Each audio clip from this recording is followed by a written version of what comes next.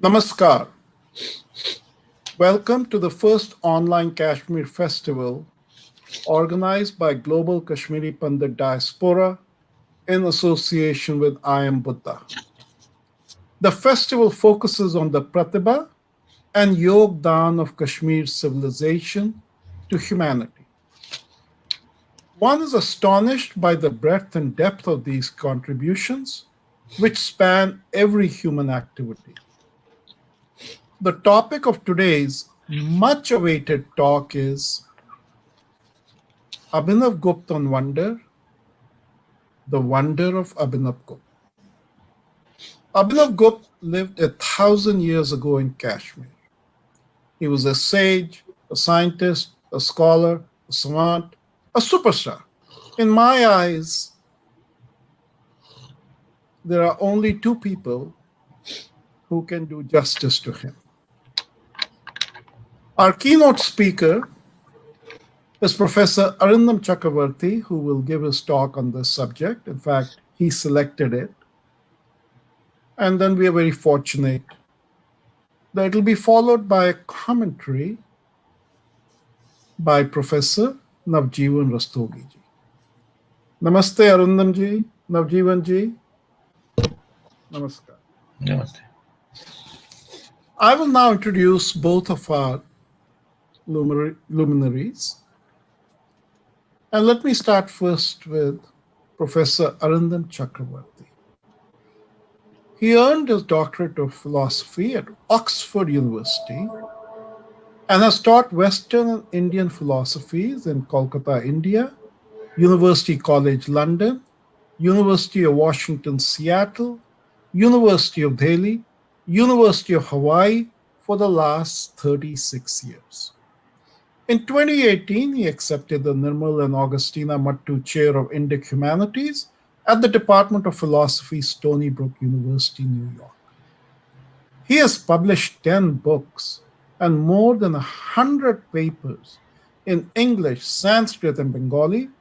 He has co-edited books with the 20th century's greatest Oxford philosopher, the late Sir Peter Strawson. Universals, Concepts and Qualities, New Essays on the Meaning of Predicates. And with the late Professor Vimal Mathilal, Knowing from Words. He has edited Bloomsbury Research Handbook on Indian Aesthetics and Philosophy of Art. His monograph, Realisms Interlinked, Objects, Subjects, and Other Subjects, came out from Bloomsbury, London in 2019. I will in a minute give you two personal sentences about Arindam, but first, his colleague and commentator. Professor Navjivan Rastogi ji is a direct descendant in the intellectual parampara of Dr. K.C. Pandey, and he represents contemporary indigenous Indian scholarship dedicated to unraveling the profound tradition of Abhinavagupta's thought and its Kashmir Shaiva backdrop. Now retired from active service, Rastogi ji was formerly head of the Department of Sanskrit and Prakrit Languages and is honorary director of the Abhinavagupta Institute of Aesthetics and Shaiva Philosophy at the University of Lucknow. His works include the Krama Tantricism of Kashmir, Volume 1, Introduction to the Tantra Loka, A Study in Structure, Kashmir Shivadva Yavad Ki Mool Avadharnayai, and Tantra Loka with the Viveka of Jayaratha in 8 volumes, jointly edited with R.C. Dwivedi. Abhinava, Perspectives on Abhinavagupta, Essays in Memory of K.C. Pandey, editor, and Abhinavagupta Ka Tantragamya Darshanik Chintan, Tattva Jnana, Itihasa, Samskriti or Saundarya. And now my personal 2 sentences about esteemed Professor Arindam. I have no difficulty in saying that he is the teacher of teachers. And I have complete 100% verification from personal experience that when we talk about the wonder of Kashmir, he is the only person alive who can bring the experience of that chamatkar to his audience. And with that, Professor Arindamji, we look forward to your.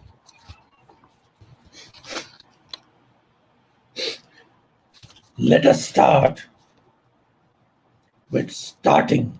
Am I audible? One meaning of the verb to start is to be surprised, startled. Ancient Indian and modern Western philosophy of emotions began with analysis of surprise or wonder. What our body does when we are startled is actually, in ordinary English, called starting. She started. That means she expressed surprise. Descartes calls this the surprise of the soul, although it manifests itself in certain stirring of the body or opening up of the eyes. And of course, in Natya Shastra, 6th and 7th chapters, you can find Abhinavagupta. What are the anubhavas? What are the consequent expressions to be enacted on stage by an actor or a dancer of Adbhuta or Vismaya? Vismaya is the Sthayi Bhava, and Adbhuta being the Rasa. Astonishment, amazement, wonder, not just an admiring or fearful awe, but a sense of puzzlement which simultaneously thrills, befuddles, humbles, enchants, and stuns our intellect, is the subjective reaction to the mysterious. This is what in Farsi is called hairani, which is not a negative word. It has become a negative word for us. After thinking a lot, we have become hairan. But Jalaluddin Rumi, the great mystic, recommends that we sell off all our knowledge and purchase hairani. The mysterious is what defies logical understanding, which doesn't mean that it discourages effort to tackle it with logic. It doesn't say, come to my shop, I'll keep you drunk with hairani. Forget about logic. In that case, Abhinavagupta will not be interested. It is the maximum effort to do logic till the end, and an effort which ultimately accepts defeat. Like all efforts in the Upanishads, we are told one should constantly do spiritual exercise, attempt to know God, to love God. But ultimately, the last step is taken when one sincerely accepts defeat and says, sorry. And then, if the Lord or the Goddess wishes, they come and embrace the devotee or the logician. And we'll see how, in the highest and the most mysterious Tantra methods, which are unique to and indigenous to Kashmir, the method of a sequential upaya or process of getting to know the mother in us, the knower in us, the all-powerful Kali in us. But that method is called Shakta Upaya. And you will see how it is an ultimately where it is a method of logic, reasoning. I have called it reasoning yoga, after Abhinavagupta, who says you don't need eightfold Ashtanga yoga if you have one method, which is called Tarka. And he says, Tarko Yogangam Uttamam. I am sure already you are getting a picture of Abhinavagupta, which is other than the ordinary, the typical picture. Not just the artist, not just the poet, not just the maker of hymns and aesthetician, but one who says the best method for the powerful is the method of reasoning. But more of that later on. This surprise is experienced as ineffable. Notice, spoken of as beyond speech, known as unknowable. Hence, apparent contradiction is perhaps at the root of all that excites wonder. To give an example from biology or biochemistry labs, in which our lifesavers for the last 12 months have been busy looking at a particular virus. When we examine a living cell under a powerful microscope, the nearly colorless, invisibly tiny living particle shows innumerably many bits swimming inside it. It looks like, as we are looking at it, there are innumerable beings in that one single cell. The containment of so much in so little, so many in so one, so much motion in such a still entity fills up us with the emotion of amazement. We forget whether it is good or bad, whether it's a disease or anything, once we look at the amazing beauty, even of a virus. You are seeing all over the television nowadays the picture of the coronavirus. Before it scares you, it should surprise you. Wonder itself, thus, is an emotion that frustrates and seduces, stuns, that is, makes us frozen, and enlivens at the same time.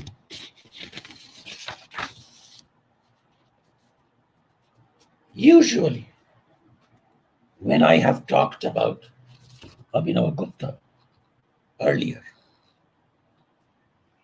I have described, to create the atmosphere, the sights and sounds of Kashmir. But today I want to begin at an odd place, because after the discussion of the main grid of logic of knowledge actually, that will be my main contention today. I'm keeping it as a suspense. After he discusses in the fourth Annika of Tantraloka, at the end, just while he's ending the chapter on this reasoning yoga, this sequential Krama Tantra, okay, and we are all lucky that my talk on this Krama method will be commented upon by the one person in the whole world who has written a whole book on Krama Tantrism, and that is Navjivan Rastogi ji. But he ends that chapter, okay, by talking not about sights, not about sounds, not about touches, which he's very good at. He talks about goosebumps all the time. And he talks about taste, tongue, flavor of cooking, cuisine, when he is discussing poetry. And the rasa is literally talked about as something to be tasted, to be chewed on, charvana. But here he talks about smell, fragrance, aroma. So the tea I made before giving this talk, I had to put some kesar in it. Without that Kashmiri saffron, I could not bring myself into the mood. Why? Because this is the verse. I will not say the Sanskrit, that's for another day, because the sound of that poem is also extremely important. And it has like his Bhairavastava, has such a beautiful rhythm. Okay. Vyapta chara chara bhava manekam, like that. This one, I said I won't, but I cannot resist the temptation. But let me first read the translation, the meaning of it. It is not an ordinary fly, a fruit fly, makshika, machi, makhi, but only a honeybee who can appreciate so much the fragrance of ketaki. Now, what is ketaki? I found out, which nowadays in all indigenous North Indian languages is called keoda. And I was just thinking that not only is India bound from K for Kashmir to K for Kanyakumari, but all things Kashmiri, many of them are K words. Okay? Like Kesar, like Kehwa, and like Ketaki. So he says, Ketaki kusuma saurabhe brisham. Ketaki kusuma saurabhe brisham. Bringa eva rasiko namakshika. Bhairaviya paramadvayarchane. Kopi rajjati mahesha chodita. It is not an ordinary fruit fly, but only a honeybee who can relish and appreciate so much the fragrance of keoda flower. Likewise, only a few, not everybody, not even everybody from Kashmir, only a few who are propelled by none other than Mahesha can enjoy the taste of non-dual worship of Bhairava. All of this is about how the smell of Ketaki is not enjoyed by everyone. It is a special, appreciative, relishing rasikata. Rasana, you have to be the rasika. The rhythm of this poem gives us the sounds of Kashmir. The meaning of it gives us the smells of Kashmir. Abhinavagupta's own intellectual biography is stated briefly, not all too modestly, but briefly, in the beginning of his last book, Ishvara Pratyabhijna Vivriti Vimarshini. He says, I have purified myself by bathing fully in grammar in my early youth, in my childhood. As the roots of good reasoning have spread in the depths of my mind, flowers of distinguishing knowledge, viveka, kusum, flowers, have blossomed in the creeper of wisdom, the lata, the creeper of wisdom, prajgalata, and with those flowers, I have already worshipped the God within my heart. But now, having enjoyed the ambrosia-like wine of friendship with beautiful friend literature. He plays on the word sahitya, which means companionship, literally, but it also means literature.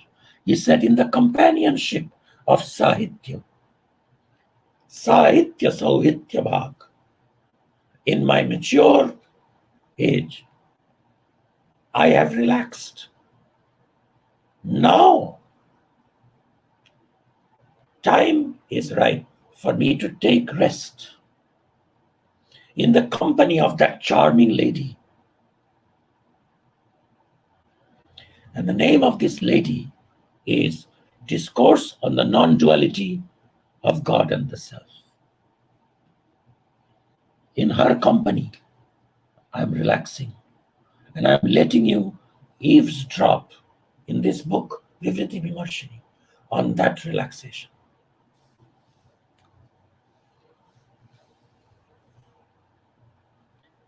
I will end the lecture by reading out to you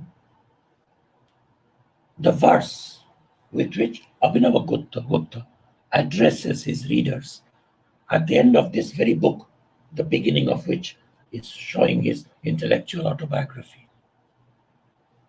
But that's for the last part.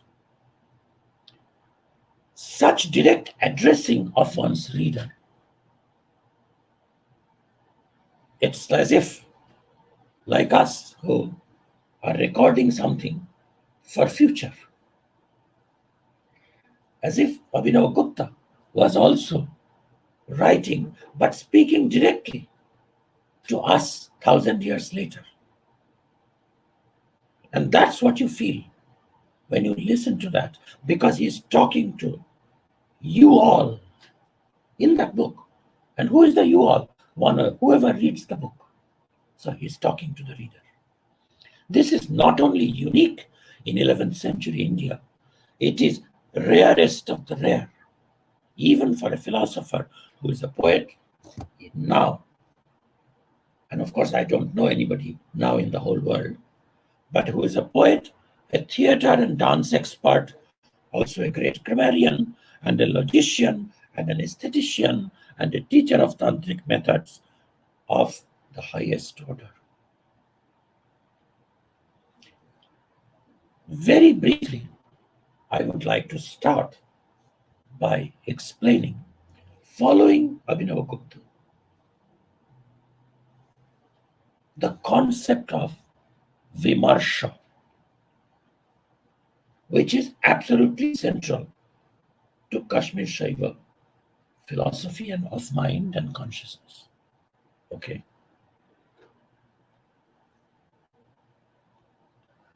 Acute attentiveness to words, language, is a feature shared by both Vedic and Tantric traditions. That is why mantra is so important. Words, sounds of words, roots of words, okay, pronunciations of words.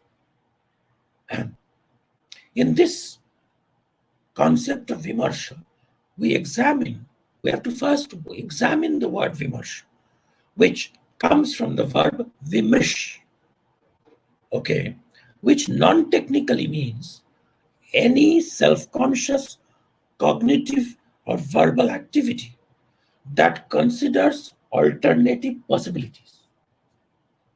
That's the literal meaning of vimrish.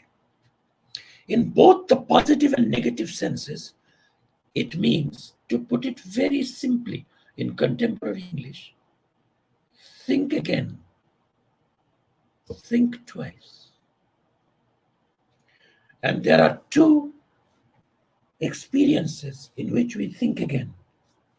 One is doubt,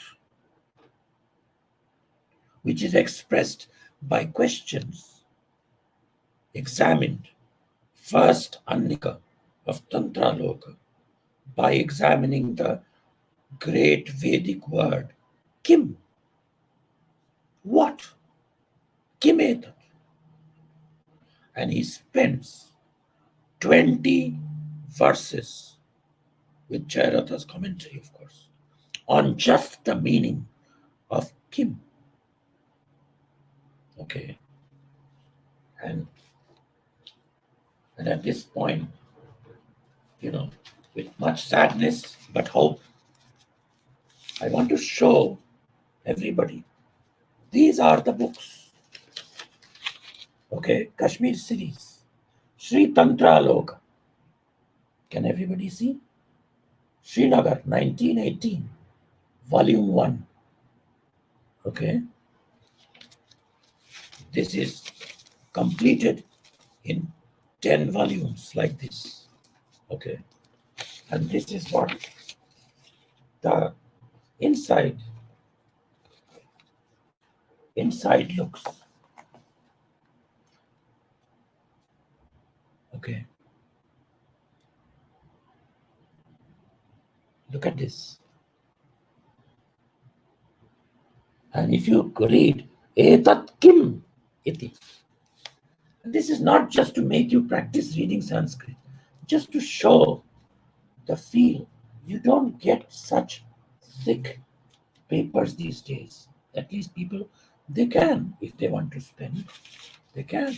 But it is thick, clothy kind of paper. And it's important. While we'll talk about the most abstract things, but the physicality of the Kashmir series books, I just want all of you Kashmiris to rethink that. Okay, it's not just a contentious border. It's not just houseboats on a river. It's also the KSS series. Okay, and you are so, but of course, not everybody will be attracted to the smell of these books. Okay, only a few. Now, so one is doubt, which is expressed Kim. Is that a man or is that a pillar? And the other is what? Both of them are how do we connect options with the massive word or? This is X or Y. I don't know which one. The other one is the empowering feeling. We feel that doubt is disempowering, weakening. But the other one is the feeling of freedom. I can do this or I can do that. Decision making. Both are called vimarsha in the original meaning. Abhinavagupta, in the first Annika magnum opus Tantra Loka, delves deep into the phenomenology of doubt. And we will see that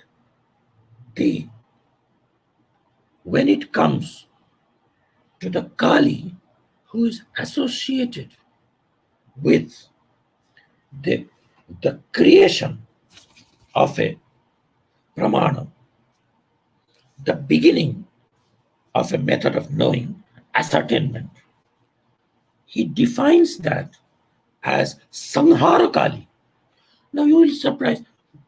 What is Sanghara means destruction. What is destroyed? At the beginning of knowledge. Abhinavagupta answers, doubt is destroyed. So there has to be doubt. There has to be Hairani. And then Kali begins the pramana by Sanghara, destroying doubt. If you do not have doubt to destroy, your knowledge will be like a parrot's. You will repeat somebody else's. You'll have to ask, what is that? How is the vaccine going to work? Is it going to have side effects or not? Two possibilities. It will have more side effects than the disease, or it will have side effects, but that will be much less than the disease. Two possibilities. Which one? Only when you have that doubt, you understand that there is a question. You have to understand the question. Then Sanghara Kali can do. And she is called Srishti of Pramana, creation of Pramana. Creation of Pramana is the destruction of doubt. We'll come to that. Okay. But first, the idea of vimarsha or paramarsha or marshati, marsha, comes from Bhartrihari. Bhartrihari gives an argument in Vakyapadiya, first volume, verse number 124. He says, if awareness loses its language-like eternal character, all cognition, even our perception, I may be silent, I may not know the name of this color, I don't know that it is a cup, but according to Bhartrihari, the moment I look at it, there is language, shabda is coming. Okay, so unless this linguistic character were there, even awareness would not be able to illuminate. Okay, premise 2, what makes an inert mirror? Now, even mirrors reflect, but mirrors will never tell you the name of the object. Eventually, search for a name to remember is a characteristic of human consciousness. So Bhartrihari therefore says that there is linguistic structure implicit in all human cognition. Okay, so Bhartrihari, in modern terms, gives what can be called a cognitive science of language.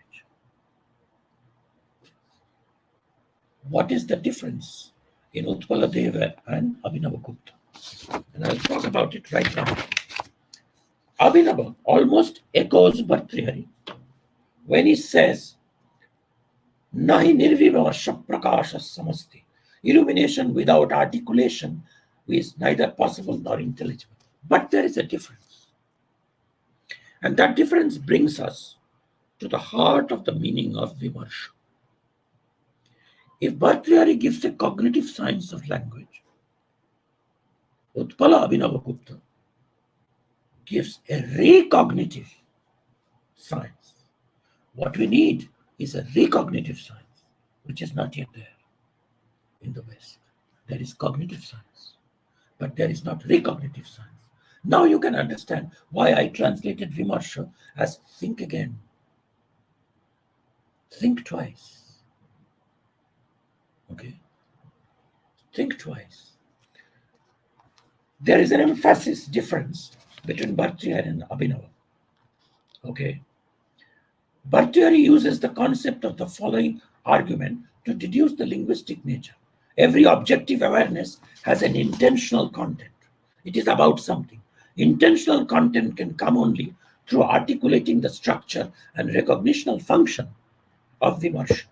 Wherever there is articulation, distinction, and exclusion, this theory of exclusion after Bhartrihari was elaborated by the great Buddhist teachers to whom Abhinavagupta is very indebted, and that was called the theory of apoha or exclusion. How? I cannot begin to recognize the cup unless there are so many things on the table now.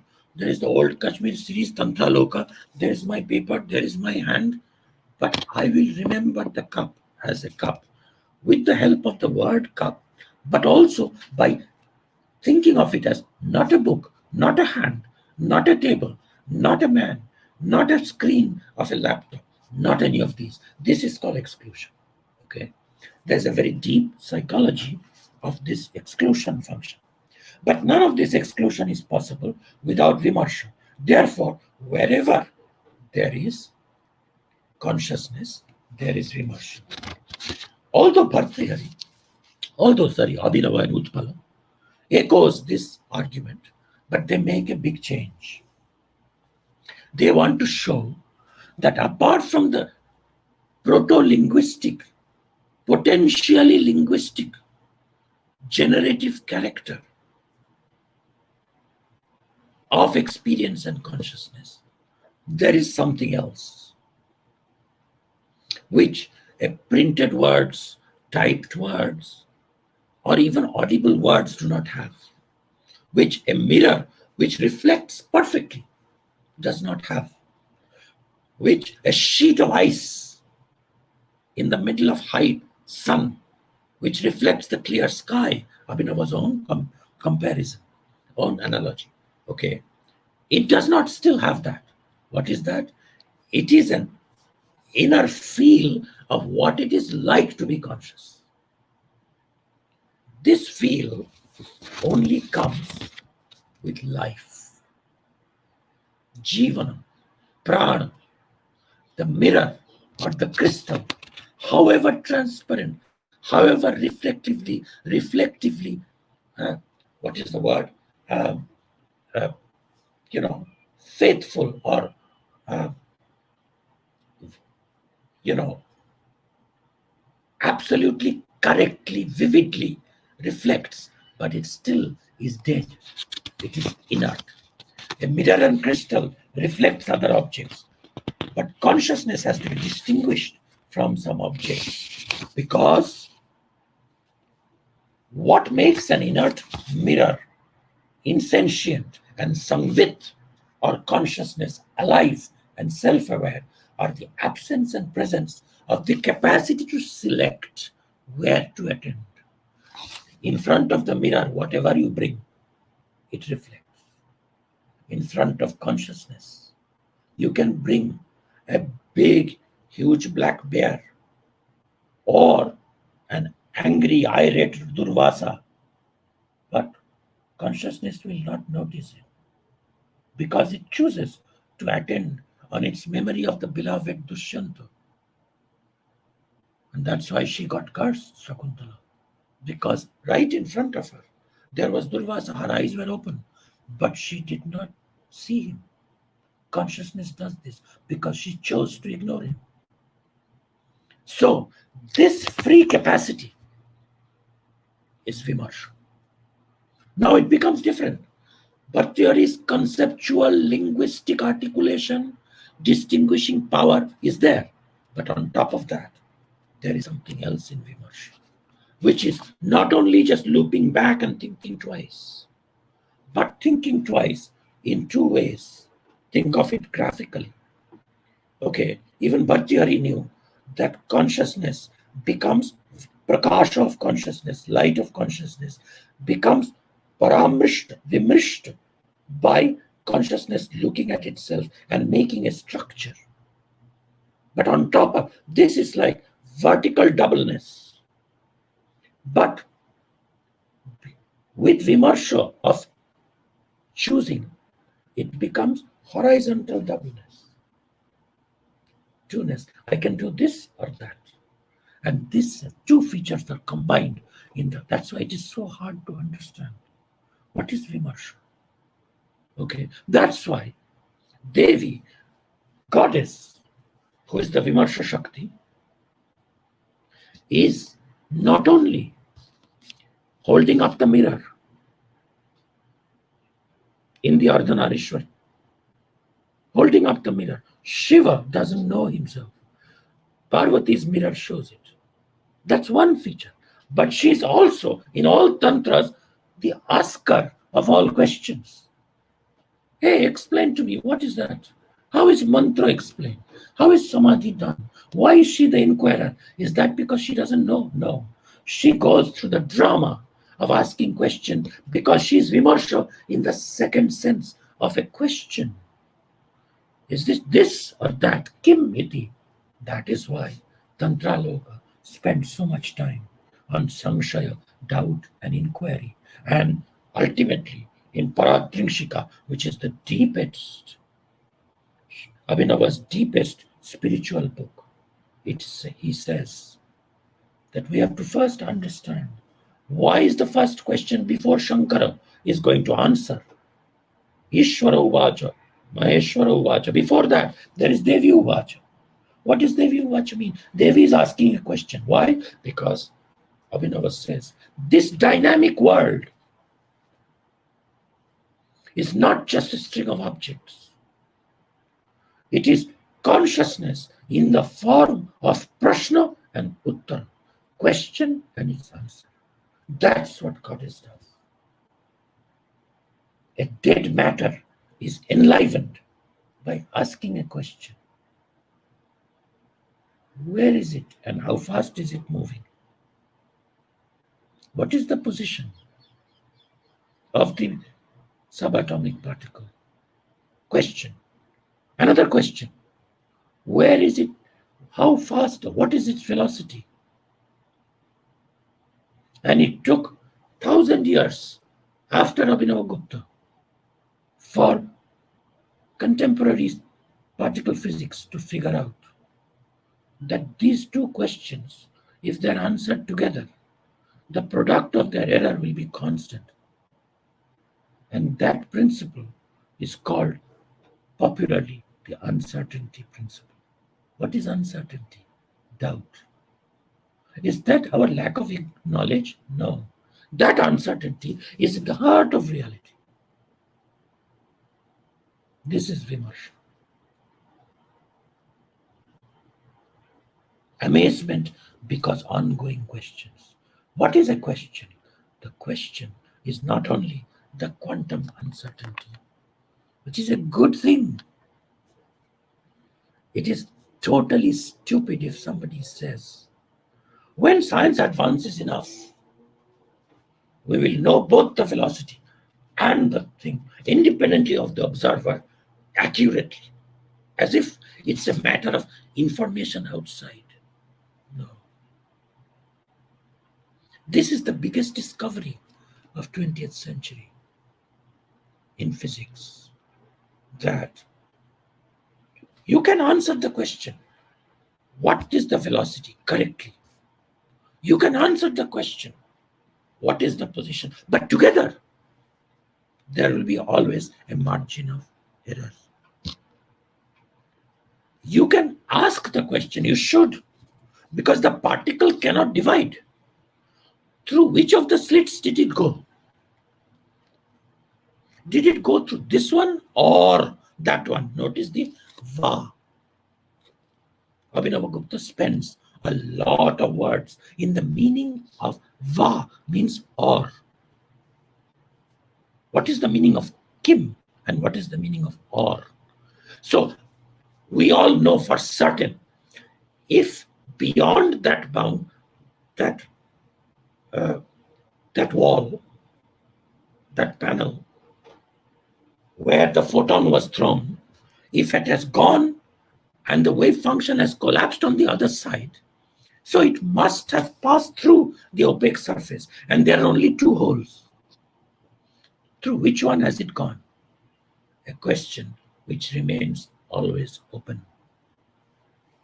It did not, because the electron is dead. It does not choose. But when the observer is conscious, it can choose. Choose does not mean that it is just falsely invented, telling a story. Whatever it will choose to observe, that is the fact. Okay? And I'm not saying that Abhinavagupta was a great quantum physicist. I'm just saying we should have the same amount of wonder or surprise that we have in understanding quantum physics and the two-slit experiments and Schrodinger equations as we have. We should have the same wonder when we try to understand what does Abhinavagupta mean by Vimarsha. We should not close it and say, okay, this is what he means, take it from the expert. We have to, each of us, struggle. And we will see what Abhinavagupta has to say about how to know it best in the last address that he will make. With this, I want to come to the most surprising part of my talk today. And before that, there is a particular, again, there is another debt to Bhartrihari in Abhinavagupta and in Kashmir Shaivism, which is in the concept of pratibha. Okay, so pratibha is that particular faculty which is not perception, not inference, it is a flash of intuition. A flash of intuition that can come when you explore your own doubts, and it Bhartrihari made it a very wide concept. Even the total understanding of a sentence, a difficult poem Abhinavagupta is writing, or a difficult sentence Immanuel Kant is writing, or Banavatta's Kadambari has a sentence like 3 pages long. You are understanding each word separately, atomistically, but the holistic sense which suddenly drops on you, that's called Pratibha. And Abhinavagupta spends some time in Tantra Loka, in other books, on describing the nature of this Pratibha. And ultimately, he wants to claim that the surprise that we have, even the best mark of Pratibha, which is popularly translated as genius, the best mark of it is that the person who has solved a problem, mathematics problem, okay, the person who has come up with a metaphor which was searched for a long time to explain something, herself does not know how he did that. That's the mark of Pratibha. There is no algorithm, there is no, and she says, I don't know how I did this. Okay, in the Ellora temple, Kailasa, the sculptor has left in Brahmi script a poem which has been found, which says, at the command of the king, with many years of labor and thinking and imagination, I have built this particular temple and the sculptures. I don't know how. If I'm asked, this is all in that inscription, if I'm asked to do another one like this, I won't be able to. This is Pratibha. Okay. And Abhinavagupta says, this is identical with the power of Vimarsha. That is why the poet is supposed to have a Pratibha. In his Dvanyaloka, Lochana commentary of Dvanyaloka, Abhinavagupta says there are 2 Pratibhas which have to match. The intuitive power of the poet to come up with a beautiful metaphor, analogy. Okay? And the power, the intuitive power of the rasika, of the appreciator, of the connoisseur, of the relisher, of the audience, to suddenly appreciate it. Both of them, he first calls it the Karaitri Pratibha, and the second one, Bhavaitri Pratibha. So when the 2 Pratibhas, the 2 capacities match, then there is perfect rasa experience. So there is a lot to say about this, but I must give the most surprising example. And the example is of a combination of, I would say, 4 branches of philosophy. Even now, all over the world, when philosophy is studied, it is divided into, first, philosophy of knowledge, which is called epistemology. In Sanskrit tradition, in Kashmir, elsewhere, among the Buddhists, all over India, this epistemology was called Pramana Shastra, because knowledge is Prama, the means of knowing, perception, inference, memory, analogy, Shabda, testimony, these are called Pramana. So Pramana. And the knower is called Pramata, knower. And the object of knowledge is, the known is called Prameya. So Pramana, Pramata, Prameya is discussed. What is the object that is perceived? Is it just the color of this, or is it the material? These are discussed in. What is the method?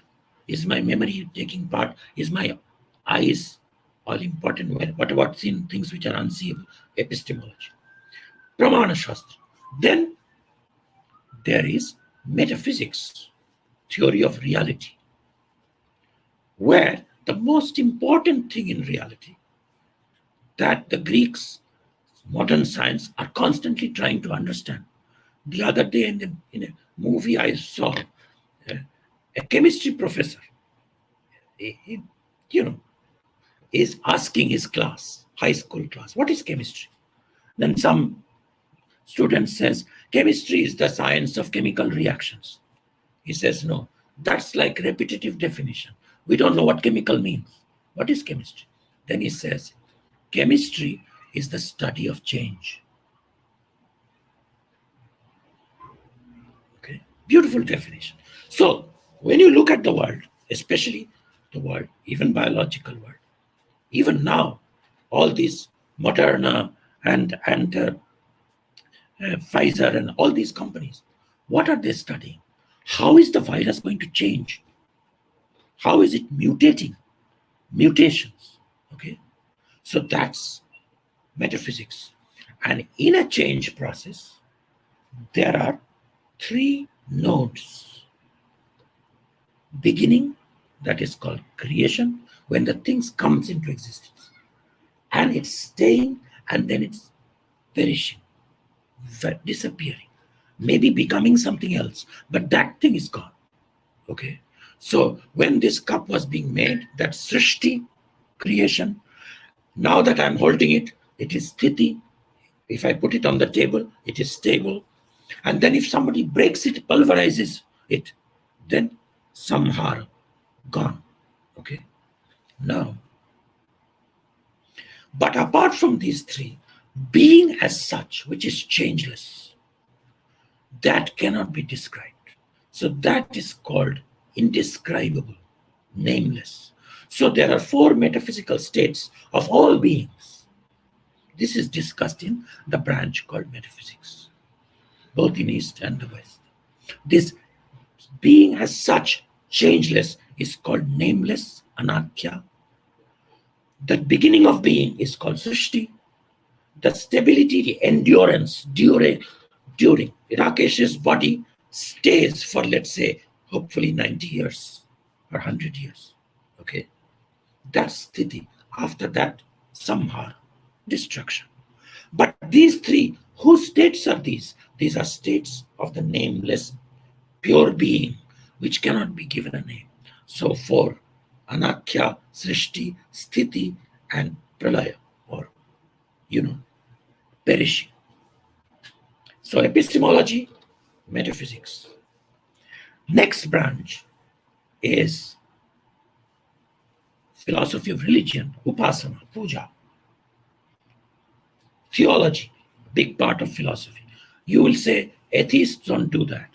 But when atheists are giving arguments why, Richard Dawkins is giving an argument why God does not exist, they are examining the concept of God. So the concept of God, and in India, concept of gods, goddesses, in other religions, also nature gods, that's another part of philosophy, theology, philosophical theology. And then there is aesthetics, the science of aesthetic, the philosophy, analysis of aesthetic experience, etc., etc. Metaphysics, epistemology, and aesthetics and theology all come together in this exercise, which I will show you by sharing screen.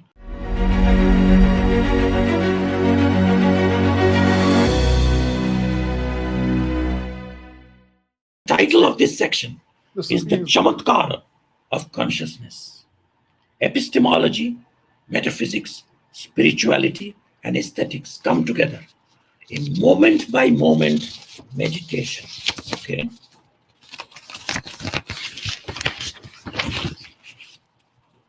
Moment by moment meditation. And how do you do that? The nameless state. So look at the vertical side. Nameless state. This is metaphysics happening on the vertical axis. Okay. Nameless, I told you, creation, nameless, creation, stability, dissolution. Okay. On the horizontal level, what is happening is epistemology. What are the epistemological nodes? Knower, means of knowing, object to be known. Okay. When you analyze, and the method is that in meditation, you take any cognition. Suppose right now, you sit in meditation and you are thinking of dinner. So your thought has the knowable object, dinner. Okay. Now, when dinner is timelessly thought about, then you ritualistically give it the name. I'm just scratching the surface. Yamakali. Why? Because, as I explained to you, there has to be an attention. Yama means samyama. You are focusing. Every focusing. If you know that you are thinking of dinner, then think again about your thought, not about dinner anymore. This is vimarsha. Okay. So, and this is Yamakali, the combination of nameless, anakhya, and prameya, object to be known. The combination of object to be known and creation is Srishtikali. Okay. The combination, these numbers there are actually the numbers of Tantra Loka, 4th chapter, verse numbers. Okay. Then stability, Raktakali, of the prameya, of the knowable object, and dissolution of the object of knowledge, Sthiti Nashakali. Okay. Similarly, when you combine the means of knowledge, Pramana, the middle, in the horizontal axis, with the nameless, you get Martandakali. And there is meditational instructions on each of them. But notice what is happening. You are logically dividing your knowledge process into object to be known, which is where our first focus is. I'm not thinking of how I know. I'm just thinking of dinner. Okay. But how do I know? By memory or by perception. Dinner is in front of me. Or by inferring, since inside the fridge there must be last night's cooking. Okay. That's the beginning of that is creation combined with pramana is Sanghara Kali. Creation combined with nameless is Martanda Kali. Creation combined, stability combined with pramana is Mrityu Kali. And then dissolution combined is Bhadrakali with pramana. And comes Pramatri. So that is the knower. And the knower is dissolved. He is Mahakala Kali. When the knower was in stability, he is Kalagni Rudra Kali. When the knower is in creation, he is Paramartha Kali. And when the knower is beyond these time differences of beginning, staying, and ending, creation, stability, and dissolution, beyond that, nameless, but combined with knower, the subject, the karta, the agent of knowledge, the free chooser of consciousness. That is Mahabhairava Chandogra Kali, who is identical with Bhairava himself. And now the address. Having explained all of this through different means, amazing variety of things, making it all look like a peacock's plume, but then putting it all together by connecting and enjoying not the plume, which is the object of wonder, not even the vision, but the rasa that is generated, understanding that this amazement at learning the method of sequential meditation. And then he says, this is only 12. But you practice that on all 12 sense organs, the 5 sensory organs, the 5 motor organs, and manas and buddhi, the 12 sense organs. So 12 multiplied by 12, you have got 144 kalis. How is this looking? This is looking very jarring. Yes, that is the upaya of reasoning with that. And then all of this merges back into this Mahabhairava Chandogra Kali, who delivers you to her identical Bhairava himself. And this can happen not just by reading the books, but can happen on your own. And to all of us, Abhinavagupta says, who would like to speak to stones? Listen, you all. You are living beings. Okay? You are living beings. So that's why I'm addressing you and telling you. Okay? I am addressing you and telling you that you don't have to move around the topic by reading the little descriptions and the argumentation which is needed, but in my book. But ultimately, if you enter through this method of the 12-fold and 144-fold kalis in each of your sensation, every moment, if you become meditatively so expert that you notice these 144 kalis in 12 sense organs and realize that these sense organs are goddesses themselves, they will give you the teaching. And these are called Karaneshwaris. Karana is a sense organ, means of knowledge. And they will take you to the ultimate pramata, because the knower in you is Bhairava himself. And what will happen? For one fraction of a second, he is still addressing us. If you enter into that citadel of your own Samvit consciousness, then you will know the truth yourself. All of you know truth is called Satya. Okay? And you will know Jnasyasi Satya yourself. I will subject you in the last minute to the Abhinava's own words here. With that, I'll end. And the words are these. The words are these. Pashanan prativaktuka. Who speaks to rocks? You're not stones. Pashanan prativaktuka shrunutabo. Hey, you all, listen to me, attend. Abhinava is saying from 1,000 years back to us.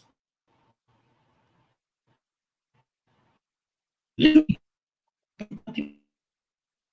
Anubhuve jangaman. Shayya uttaya. Anarthamartha sarane. Koya dhamani shambhave. Vishatachet. If you enter kaliyam ekam lavam, 1 second. Okay? Kim kim varnanika viravirabhita. What is the point? Look at the word kim. What is the point? Satyam swayam jnasyatha. You will know truth for yourself. Thank you, Arindam ji.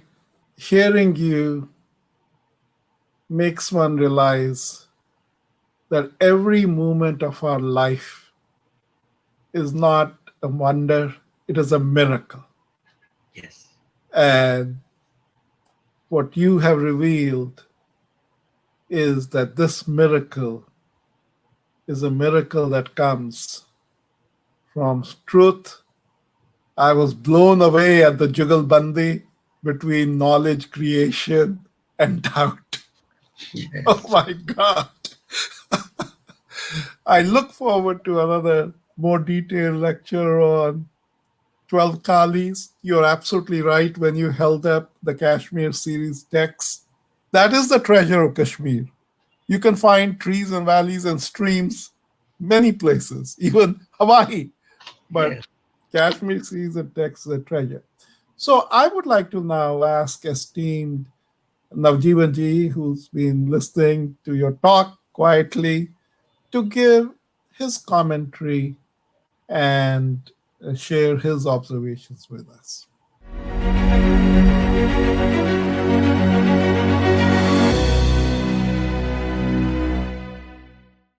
Thanks Arindam ji and Rakesh ji, and namaskar to the whole Kashmiri community of Pandits.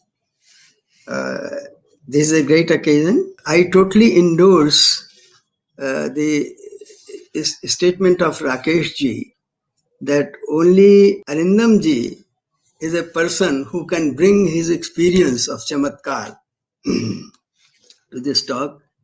And in fact, this topic of Abhinavagupta and Wonder of Abhinavagupta, I should rather add to it, we have seen the wonder of Arindam Chakrabarti also. In fact, Arindam Chakrabarti is so knowledgeable, and he has so steeped deep into Kashmir Shaivism and Abhinavan thought.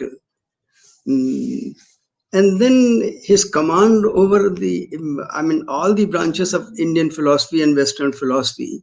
So he traverses from one point to other, and it's simply miraculous to see him. And particularly before I say anything, I have to say a few words to the Kashmiri community, because when we are talking about Abhinav, and when we are talking about Kashmir's Pratibha and Yogdan to humanity, in fact, Abhinav is also invoking the Kashmiri community to have a recognition of Abhinavagupta's wisdom and the richness of their legacy, and to regain reclaim that legacy. Coming to today's topic, Arindamji makes there are two valuations of Adbhuta, or what you call wonder. Adbhuta itself, among the scheme of rasas, Adbhut is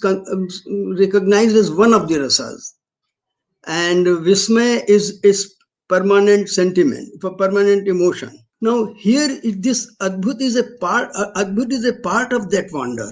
It's not, if you see, and then there is another valuation of Adbhuta.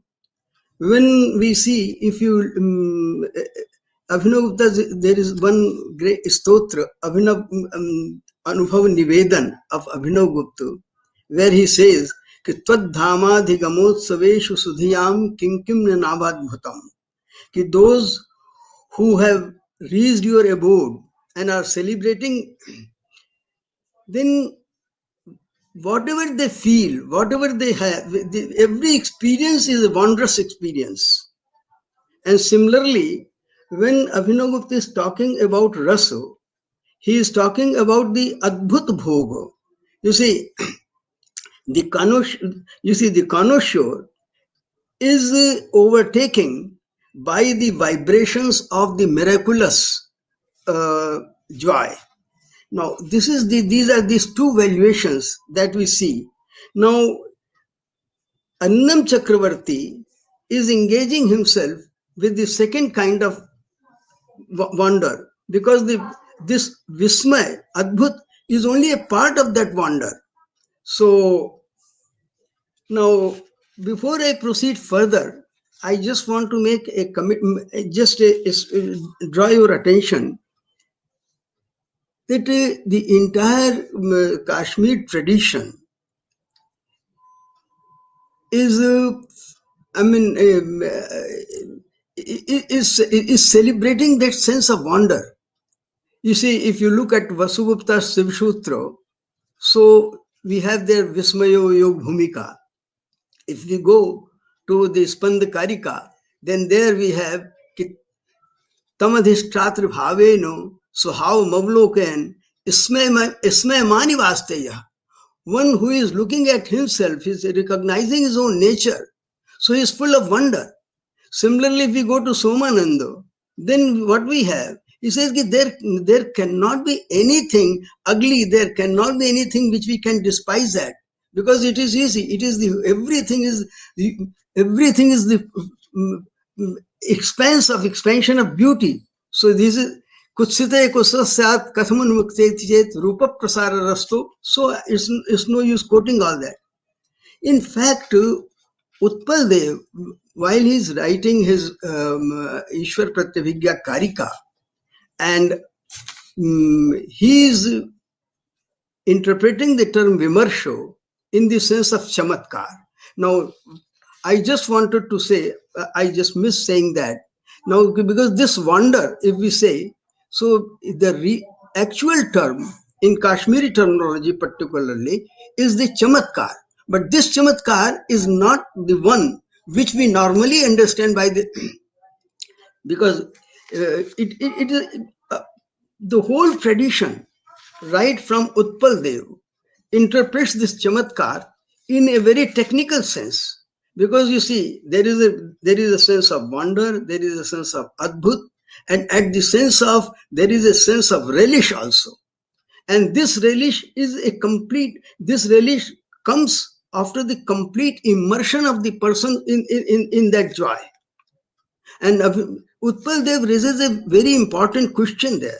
While he is interpreting Vimarsh as Chamatkar, and Abhinavagupta commenting on this says, ki why Utpal Dev is interpreting Vimarsh as Chamatkar.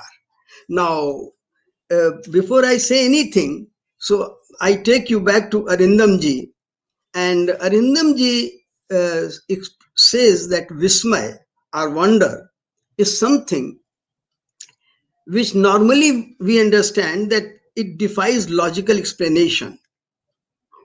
But here Abhinavagupta makes a contrarian note, and that is he says ki no, Abhinavagupta does logic to the end.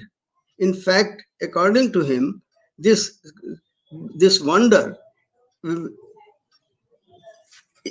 is a logical process. And then he takes us to the very important statement of Abhinavagupta, which he draws from the Malini Vidyottar in his Tantra Lok, Tarko Yogangam Uttamam. Now, Arindamji says, and that this surprise, I mean, this surprise which is going to be explained and explained by in terms of for which we take recourse to Sattarko. So this is beyond speech, and he takes us to the Abhinavagupta's the total equipment, where he says Sattarka Mulon Mishat. He takes us, he refers us to the Ishwar Pradeva Vivrat Vimarshini. I totally agree with Arindam ji, but I would like to add one thing. It is not only this Sattarko, in fact, does not only explain his nature, wonder. In fact, Sattark is for Abhinavagupta, Sattark is a structural quality, in fact, you say. Because when he begins his Tantra Lok, he says he is basing the treatment of the Tantra Lok and on experience and Sattark, among other things. And similarly, when he ends this Tantra Lok, so again he says that the Tantra Tattva, which has discussed in Tantra Lok, is, you say, is buddhya yuktya gamo dirida Tantra Tattvam. So the contribution of the recourse to yukti, recourse to Sattark is very much there. In order to buttress his point, Arindamji takes us to Vimarsho, and this reasoning is he traces to the notion of Vimarsho. Now, all the students of Kashmir Shaivism, and particular, I mean, they know, they are very much conversant with this notion of Prakash and Vimarsho. So now Vimarsho is, Arindamji explains, as a self-conscious cognitive verbal activity in both positive and negative senses. And then he makes a reduction. and he says, he reduces it to think again. Now here Arindamji makes a very, very important point, and I mean I'm simply surprised. I've been reading the Tantra Lok, but I never saw Tantra Lok from this point of view. I mean, when Abhinavagupta is discussing the structure of Shastra, how it, and Uddesh Laksh, I mean, naming, defining, and examining. There are three aspects of a Shastra. So he is saying,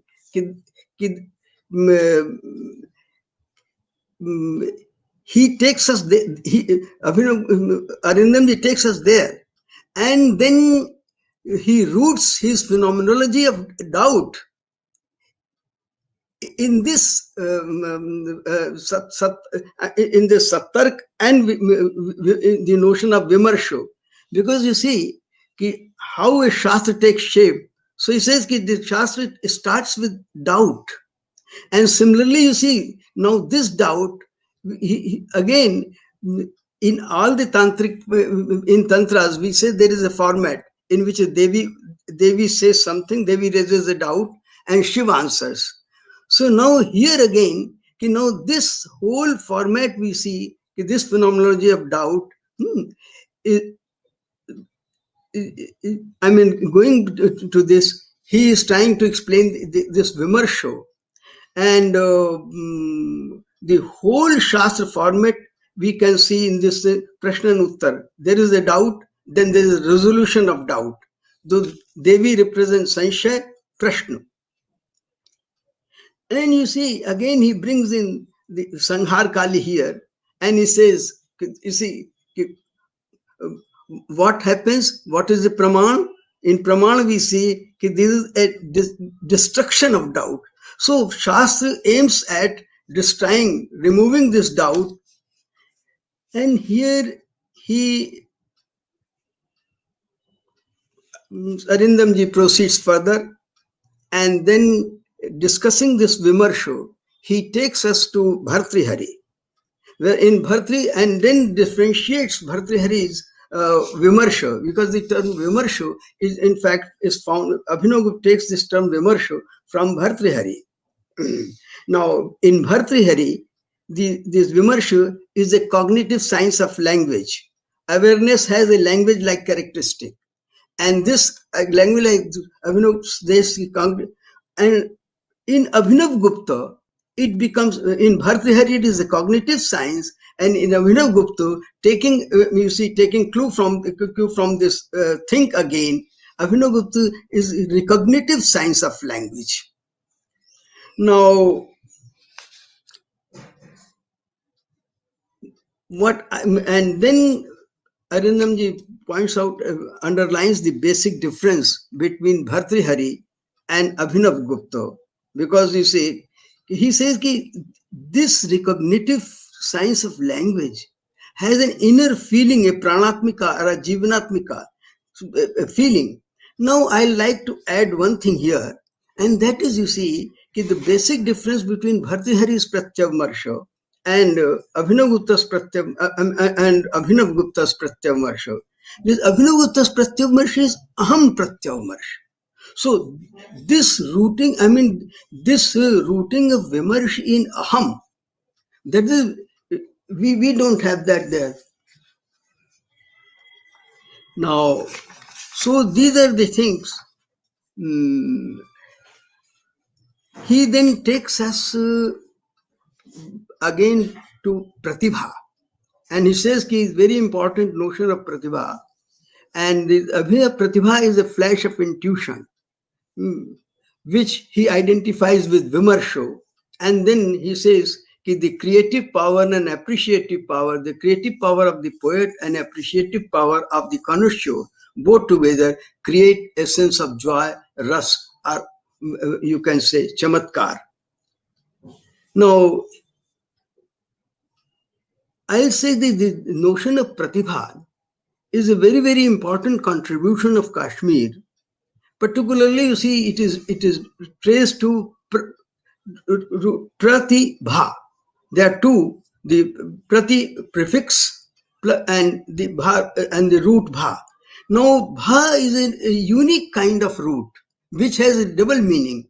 It illumination and knowing, to illuminate and to know. Now pratibha is a single word in the entire vocabulary of Kashmir, in Kashmir, which conveys both the meaning prakash and vimarsh, illumination and awareness. So both things are there. So it illuminates and it is aware that it is illuminating. Now, in Abhinavagupta's synthesis, we find this pratibha is not only this much. Pratibha goes beyond. Pratibha is equated with paravak. Pratibha is prakash, as I said. Pratibha is pramata. Pratibha is maheshwar. And pratibha is pratyabhigya. Pratibha. So it is what he says, rethink, think again. So we have all those things in this notion of pratibha, and that's why pratibha becomes most important thing, and that's why even para is rendered in terms of pratibha. We have seen in Lochan, Abhinav offering all the benedictions to pratibha, and even in Paratrishka Vivran, we have pratibha chamatkarti, etc. Now, the fourth point that I do not know the numbering, but the very important point Arindam ji has made, that is the synthesis of all the branches of, he says the 4 branches of knowledge. Abhinavagupta, in Abhinavagupta, we find, and that is something that surprises. Epistemology, metaphysics, theology, and aesthetics. Abhinavagupta has given detailed exposition, so I need not to say. Now he says ki, and for this, he says ki we find all those things combined, all those things blended, fused together. And for this particularly, he is going to, he is citing an example, and particularly from the Shaktopai or Kram Darshan, you can say. And what is in Sanskrit what we can call Kram Paramarsh, which Arindam ji describes as method of sequential meditation. And there he refers to the 12 kalis of Kram. Particularly, what is important, how you see, here you have epistemology, metaphysics, theology, aesthetics, all together. You see, he shows every moment of meditation leads you to enter the chidras. You see, in every moment of change, if we can say, okay, there are 3 stages: creation, persistence, and then destruction or withdrawal. Now, then again, whose withdrawal, whose persistence, whose creation? So this is that he calls to their 4 stages: Srashti, Sthiti, Sanghar, and Anakhya, nameless. Now, in everything, now what we do, ki Srashti with now here comes the internal etymology, you can say the epistemology. So Srashti in relation to Pramata, Praman and Prame, Sthit in relation to Pramata, Praman and Prame, and Sanghar in relation to Pramata, Praman. Now you see, these makes 12 kalis.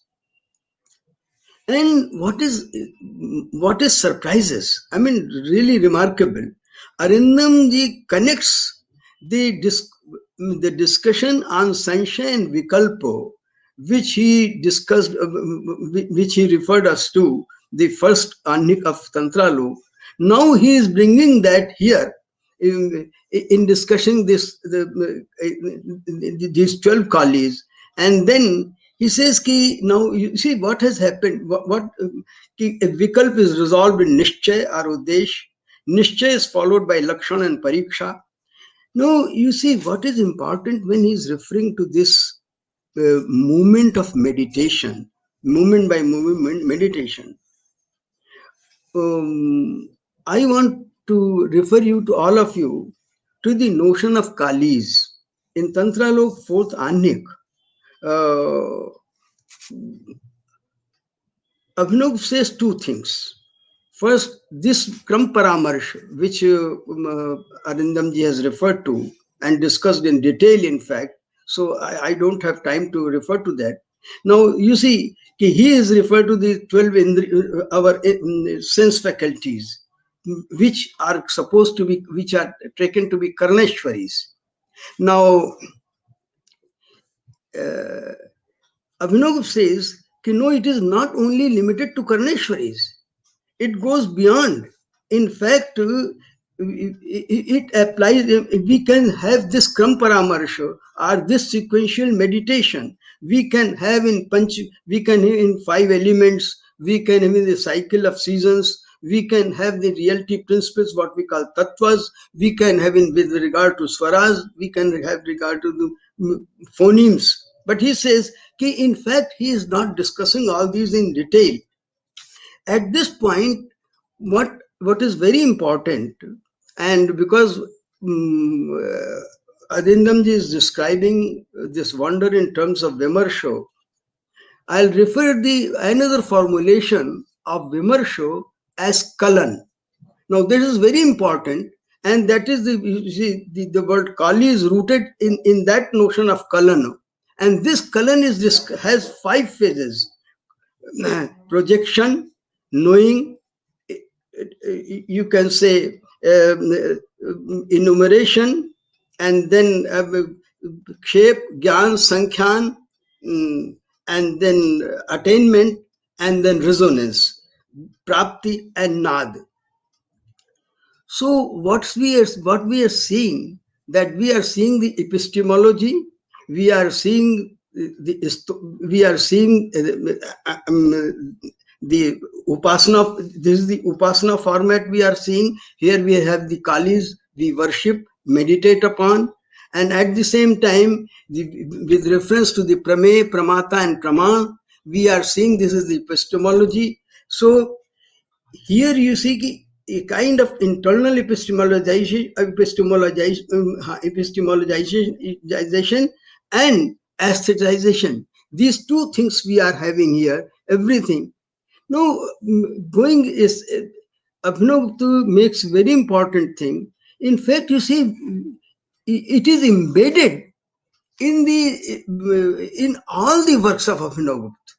Each work, everything he does, we have this type of fusion there. So now I think, and since we were referring to Kalis, now the Kali is a special trait of, he called it Shaktopai in Tantra Lok, and this Shaktopai is identical mostly with Kram Darshan.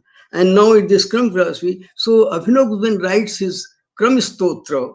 So he says, I am dukkha vrata parigame parana vidher. So this is the end of all the miseries. And this is Saukhya Sara Prasarana se Durdin Midam.